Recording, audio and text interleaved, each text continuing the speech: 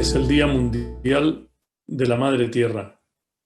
Es un día que da lugar en un momento muy especial que vive la humanidad. Un momento en que por primera vez en la historia somos un colectivo planetario, donde hoy día estamos viviendo el poder del ciudadanismo, estamos viendo una transición de una sociedad de mercado a una sociedad de derechos, y cuando vemos que la limitante real de nuestro desarrollo y cambio y transformación no es la tecnología, sino la ecología y la vida. En medio de todo esto, debemos ubicar un debate sobre la nueva Constitución, el concepto del buen vivir y los derechos de la Madre Tierra. Los jóvenes y los niños y las generaciones futuras serán los que nos van a juzgar de cómo construimos o queremos construir un nuevo Chile. No bastan discursos o que nos rasguemos las vestiduras. Ellos se preguntarán por qué no hicimos nada para crear un futuro sustentable en todas sus dimensiones. ¿Acaso les dejaremos solamente montañas de dinero en pocas manos y océanos de pobreza en todas partes? ¿Acaso les dejaremos una educación destinada solo al saber y al tener y no a la sabiduría y la transformación del ser? ¿Acaso argumentaremos que no hubo la posibilidad de alcanzar mayores estados de conciencia colectiva que hubiesen permitido conservar la naturaleza y expandir nuestro capital humano y natural? Es aquí donde tenemos que entender una gran ley budista que se expresa en dos partes. La primera dice que todo lo que existe tiene causa y condiciones, lo que no tiene causa y condiciones no existe. Y lo segundo es que todo lo que surge tiene un correlato único con un nivel determinado de conciencia. Esto no es esotérico. Somos nosotros los que creamos las causas y condiciones para destruir los recursos naturales y los servicios del medio ambiente. Tenemos que atacar esas causas y condiciones. Ahora, también si queremos que surja algo diferente a lo que vemos, tenemos que aumentar nuestro estado de conciencia individual y colectiva. Es nuestro estado de conciencia el que nos hace autorrealizar que la Tierra no es una cosa, sino un ser vivo. Esto no es una frase cliché, es una realidad que nace desde lo más profundo de nuestro ser. Solo allí, en ese estado de autorrealización, es que podremos identificar y aplicar políticas correctas para cambiar el estado de la naturaleza. De lo contrario, será más de lo mismo. Yo tengo la esperanza y el compromiso con una sociedad sustentable y una ciudadanía empoderada. Hoy, mi misión personal es la sanación de la tierra. Hay muchos que no han entendido aún que el estado de la naturaleza, en cantidad y en calidad, es el principal determinante del bienestar individual, nacional y global. El plantear un desarrollo sostenible a todo nivel no es simplemente una idea o una opción más. Este es nuestro único destino como humanidad. A pesar de todo el llamado progreso alcanzado durante el último medio siglo, como resultado del cambio tecnológico y el desarrollo de nuestro capital humano, el estado de la naturaleza sigue siendo el determinante más fundamental de la vida humana, del bienestar humano, del buen vivir. La nueva Constitución debe tener esto como una columna vertebral y establecer un aparato institucional que sea consecuente con esta realidad. Esto es particularmente relevante cuando hablamos del bienestar humano colectivo. Si estamos dispuestos a abordar un camino de transformaciones colectivas y transformarnos con mucha fuerza, los que hoy son responsables de grandes decisiones, incluyendo la nueva Constitución, deben proteger, manejar y recuperar rápidamente nuestras dotaciones de recursos naturales y los servicios del medio ambiente. En este contexto, la satisfacción de nuestras necesidades básicas sigue siendo la determinante principal del contenido, como de la calidad de todos los procesos de transformación. Pero el concepto y las prácticas en torno a las necesidades básicas han cambiado y evolucionado en el tiempo, desde simplemente la comida, el agua, la vivienda, la ropa, a incluir además el clima, la temperatura, la salud y el saneamiento, un ambiente limpio y seguro, la educación, la autorrealización espiritual, la identidad y la pertenencia social. Las limitaciones fundamentales que enfrentan la mayoría de los países para satisfacer este canasto de necesidades básicas no son realmente tecnológicas, sino que ellas son principalmente biológicas, ecológicas. En el diseño de las políticas nacionales no se trata solamente de cuánto y qué tan rápido crece cualquier dotación de recurso como una cuestión de eficiencia, o de quién consume esa dotación, que es una cuestión de equidad, sino además de cuánto durará esa dotación, una cuestión de sostenibilidad, y cuáles son los ingredientes de esa dotación, una cuestión de conciencia. No es solo una cuestión de cantidad, sino también de calidad, calidad humana, calidad social, calidad económica, calidad ecológica, calidad política. Solo piensen en la escasez del agua, la desertificación, la destrucción de la biodiversidad y el cambio climático. Todo depende del estado de la naturaleza. Lo más esencial de entender aquí es que la naturaleza, la economía, el bienestar y la sociedad son aspectos totalmente interdependientes, indivisibles e inseparables que están determinando el futuro de la humanidad. Quien los separa simplemente no tiene una visión correcta de la realidad. Para aquellos de nosotros que conocemos parte del conocimiento ancestral, sabemos que estas dimensiones del buen vivir son inseparables. Es por eso que he dicho ya por muchos años que la nueva Constitución debe definir nuestro país y sociedad no solamente en relación con la plurinacionalidad y la diversidad cultural, sino que además ella debe incluir la sostenibilidad en todas sus expresiones. De lo contrario, esto será un error histórico de gravísimas consecuencias.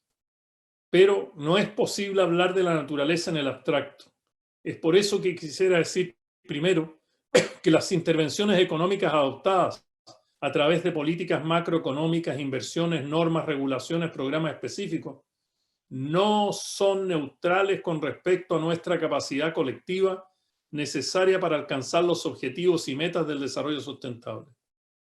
Esas intervenciones afectan a todas las formas de capital que participan en nuestro desarrollo económico y transformación social, como es el capital que nosotros mismos creamos, el capital humano, capital natural, capital institucional, capital cultural y capital espiritual. No podemos seguir asumiendo que los impactos del desarrollo y de la transformación se dan solamente en algunas formas de capital, como es lo que nosotros construimos como capital, y no de otras como es el capital natural. Ejemplo de políticas macroeconómicas son los objetivos del crecimiento, el precio, la inflación, impuestos, subsidios, derechos de propiedad, ingresos, salarios, tasas de interés, lo relacionado con la inflación, gastos públicos, ingresos del gobierno, regalías y mucho más. Un segundo punto es que cada cambio en la disponibilidad y calidad de la naturaleza trae consigo un impacto humano y social. Las crisis ambientales, las crisis ecológicas, al mismo tiempo son crisis sociales, son dos caras de la misma moneda. Uno no puede desvincular los aspectos ambientales y sociales de la vida humana y también de la vida de la naturaleza.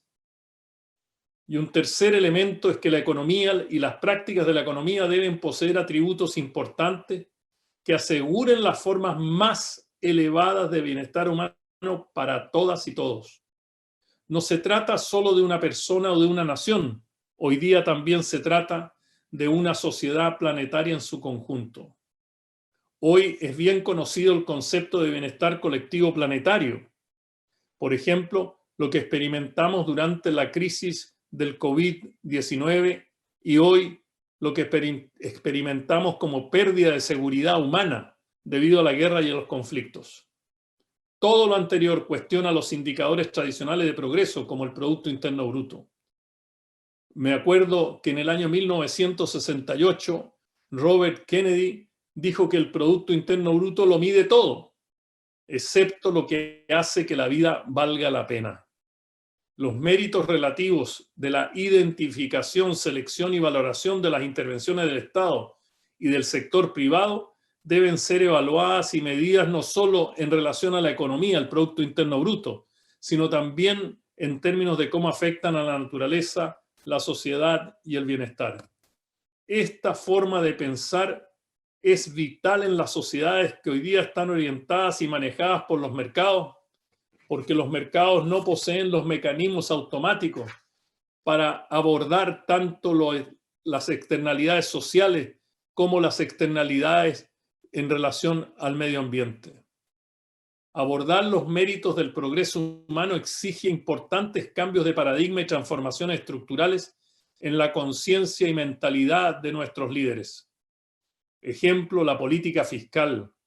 Cuando hablemos de tributación dentro de la reforma tributaria, debemos gravar los males como la contaminación y no los bienes como los libros de texto. Esta es una propuesta radicalmente distinta de lo que hacemos hoy y hemos hecho en el pasado, particularmente si queremos asegurar un planeta próspero para el futuro. Este es algo que va mucho más allá, va más allá en forma radical de nuestro pasado si queremos asegurar un planeta próspero para las generaciones futuras. La evidencia empírica demuestra que es imperativo encontrar la forma correcta de sustento de vida planetaria. Si no se produce un cambio serio, no será posible lograr las grandes mejoras del bienestar humano cuando, por ejemplo, hay un país que consume más de 5 planetas Tierra.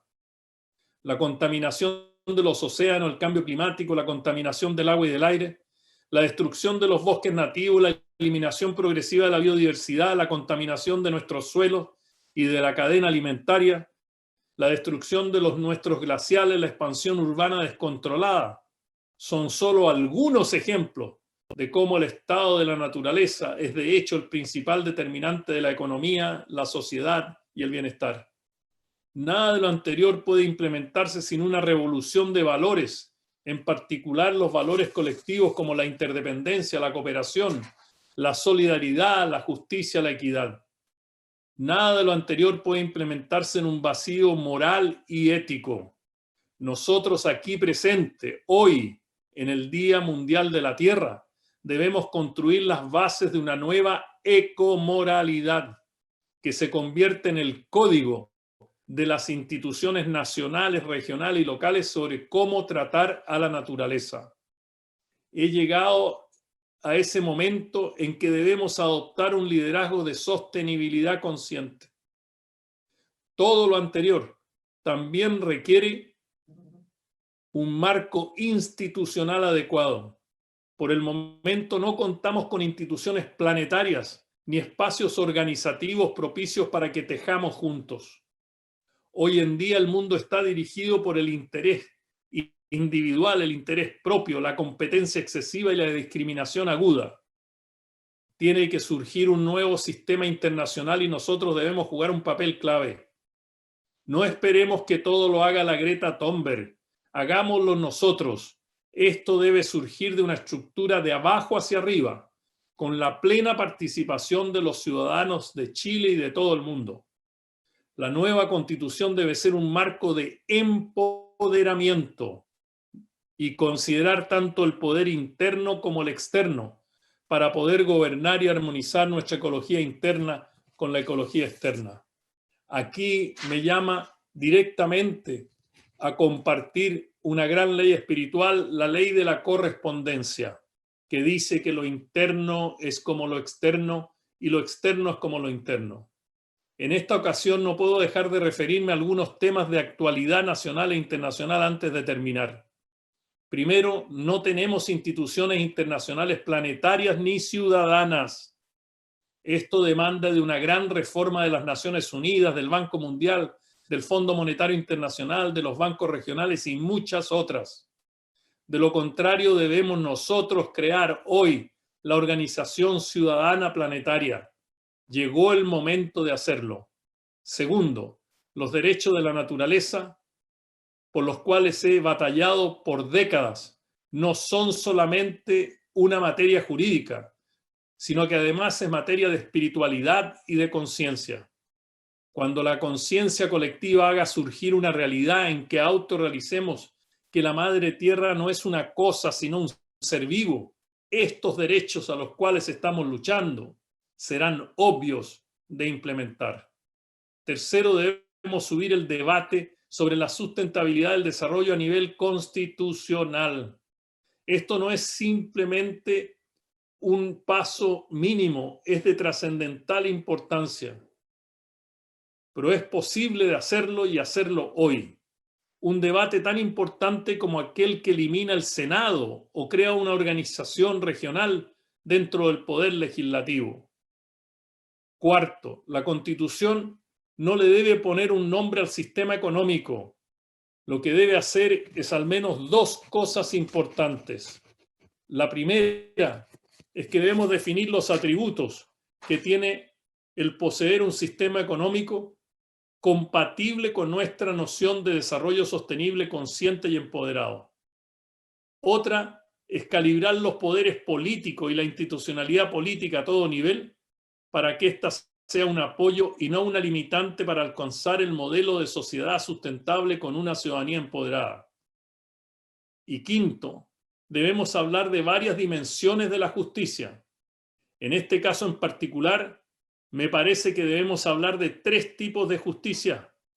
La justicia intertemporal, que está relacionada con la conservación o agotamiento de los recursos naturales y los servicios del medio ambiente. La justicia espacial, que está relacionado con las formas de ordenamiento territorial que deben existir en nuestro país. Y la justicia intergeneracional, que se relaciona con los beneficios de las generaciones futuras. Cada una de ellas tiene un aporte vital en la construcción de nuestro presente y futuro. Además, debemos establecer los marcos jurídicos para que estas formas de justicia estén por sobre la justicia comercial, la justicia civil en algunos casos y otras formas de justicia. De lo contrario, siempre se sacrificará a los derechos de la naturaleza. Muchísimas gracias.